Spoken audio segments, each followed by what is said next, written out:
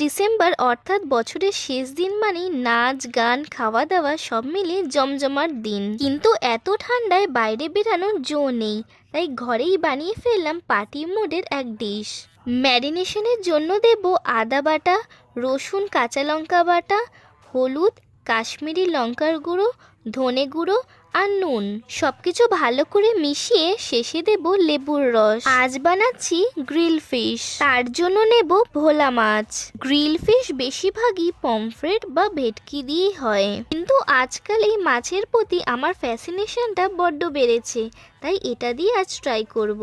ম্যারিনেশনের মশলাটা ভালো করে মাছের গায়ে লাগিয়ে ওপর দিয়ে তেল দিয়ে রেখে দেব আধ ঘন্টা থেকে 1 ঘন্টা। গ্রিল করার জন্য বেশি তেল দেওয়ার প্রয়োজন নেই, এতে এক এক করে মাছগুলো দিয়ে 2 পিঠ ভালো করে ভেজে নেব।